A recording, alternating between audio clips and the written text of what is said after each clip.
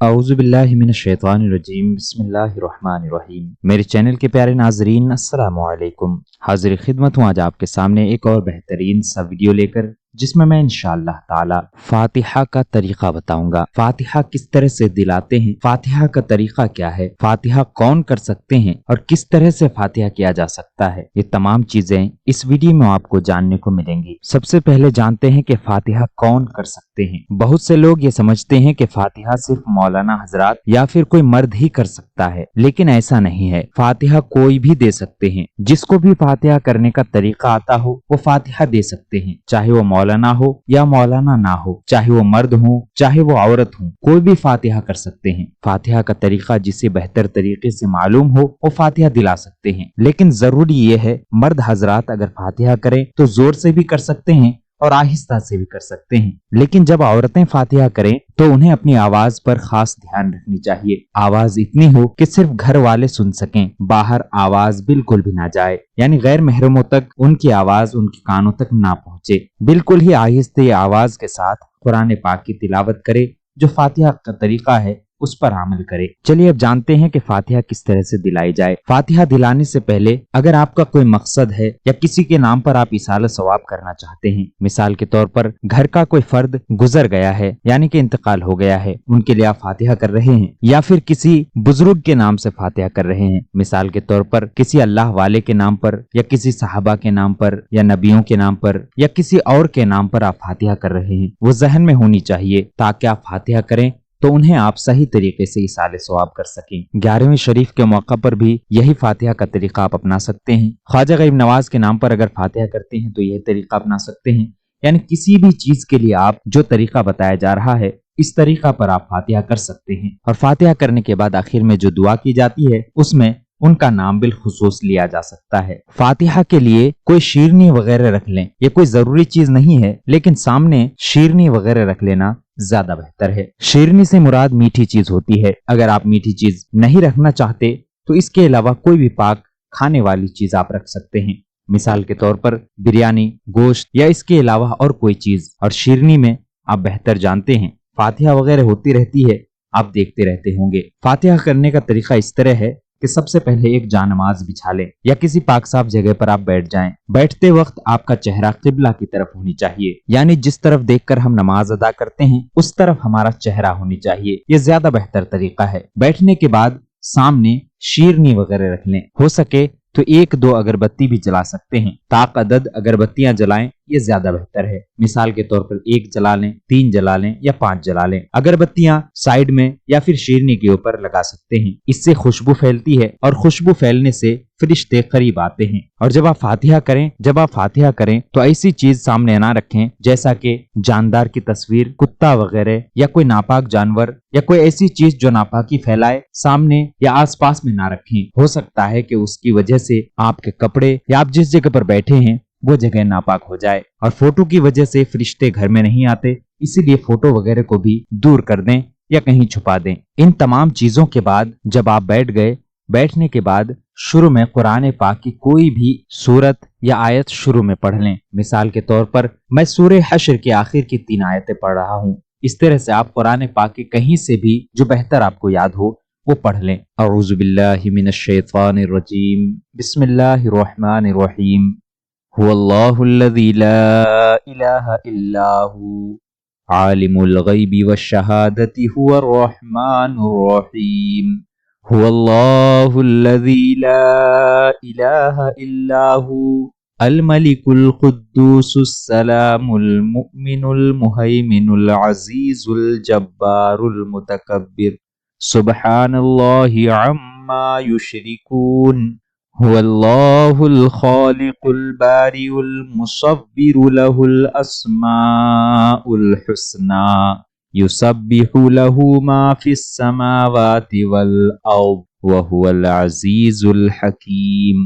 یہ پڑھنے کے بعد اس کے بعد سورہ کافرون کو پڑھیں گے۔ سورہ کافرون قل یا ایھا الکافرون کا سورہ 1 مرتبہ پڑھیں گے اس طرح سے، بسم اللہ الرحمن الرحیم قل یا ایھا الکافرون لا اعبد ما تعبدون ولا انتم عابدون ما اعبد ولا انا عابد ما عبدتم ولا انتم عابدون ما اعبد لکم دینکم ولی دین۔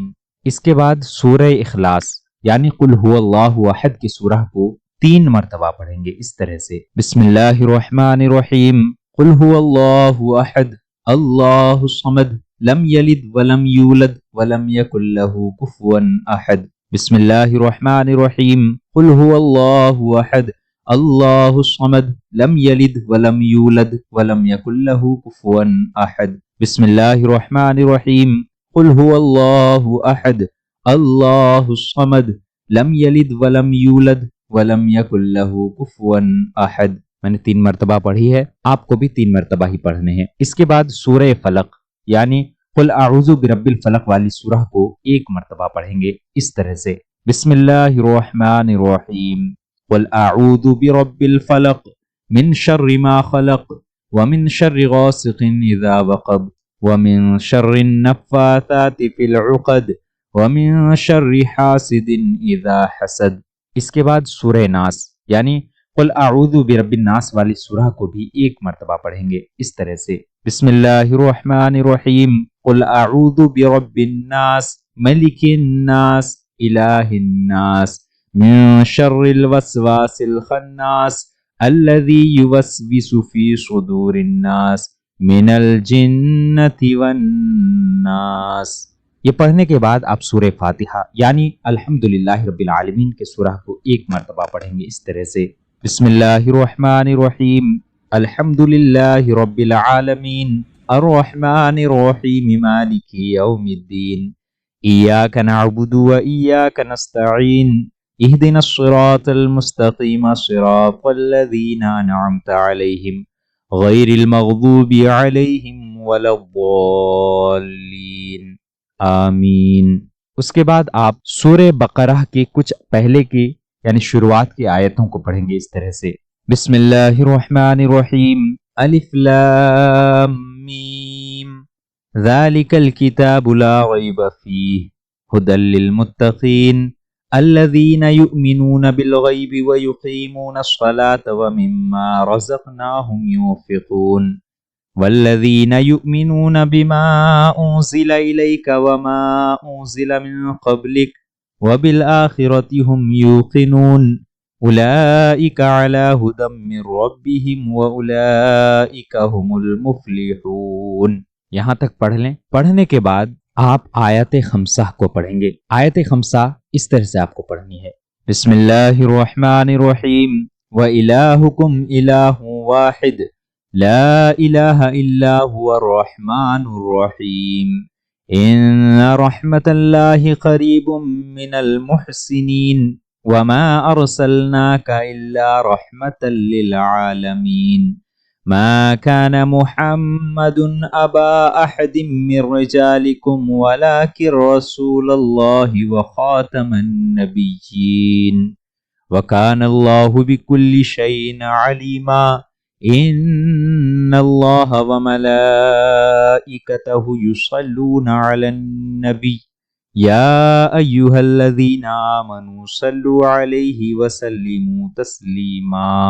اتنا پڑھنے کے بعد آپ درود پاک پڑھیں گے۔ جو بھی درود شریف آپ کو یاد ہو وہ پڑھ سکتے ہیں۔ درود ابراہیمی پڑھ لیں، یہ زیادہ بہتر ہے۔ اس کے بعد آپ پڑھیں گے اعوذ باللہ من الشیطان الرجیم، الا ان اولیاء اللہ لا خوف علیہم ولا هم يحزنون الذین آمنوا وكانوا يتقون سبحان ربک رب العزة عما یصفون وسلام علی المرسلین والحمد للہ رب العالمین۔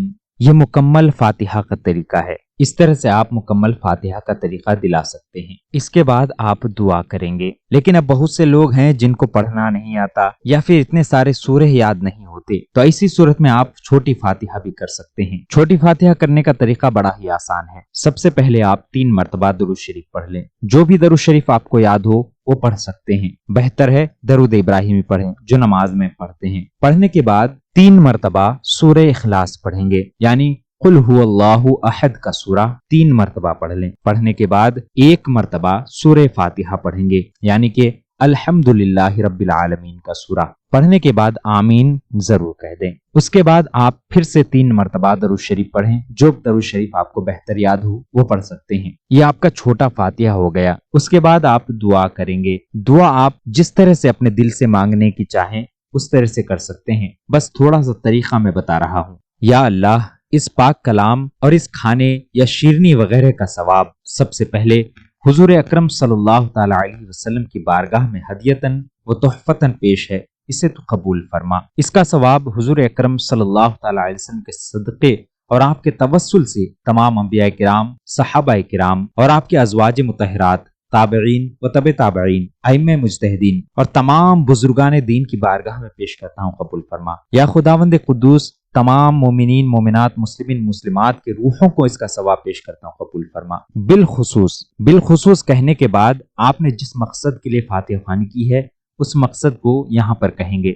मिसाल के तौर पर यह फातिहा ख्वानी मैंने सरकार ख्वाजा गरीब नवाज के नाम से की है तो कहेंगे, या खुदावंद करीम बिलखुसूस मैंने ये फातिहा ख्वानी सरकार ख्वाजा गरीब नवाज के नाम पर रखी है। या अल्लाह, उन तक इसका सवाब पहुंचा और उनके सदक़े में हमारे घरों में खैर बरकत नाजिल फरमा, दुकानों मकान में खैर बरकत नाजिल फरमा, हमारी हाजतों को पूरी फरमा, हमारी मकसदों को पूरी फरमा, हमारे घर में जो बीमार हैं उनको शिफा अता फरमा, जो बेरोजगार हैं उनको रोजगार अता फरमा, जो कर्जदार हैं उनको कर्ज से सुबुकदोशी अता फरमा। यानी जितने भी आपकी दुआएं हैं वो तमाम के तमाम आप मांग सकते हैं, कह सकते हैं। बस मैंने आपको तरीका बताया है, इस तरीके पर आप दुआ कर सकते हैं। इंशाअल्लाह ताला यही आपके लिए बेहतर और मुनासिब होगा। तो ये था फातिहा करने का मुकम्मल तरीका और छोटा तरीका जिसे आप आसानी के साथ कर सकते हैं। और जितनी भी चीजें आपको बताई गई साथ ही साथ स्क्रीन में भी दिखाई गई है, इसीलिए आपको दुश्वारी या परेशानी नहीं होगी। उम्मीद है आपने इस वीडियो को गौर से देखा और सुना होगा। अगर आपको पसंद आती है तो इस वीडियो को एक लाइक करें, हमारे चैनल को सब्सक्राइब जरूर कर दें। अस्सलामु अलैकुम।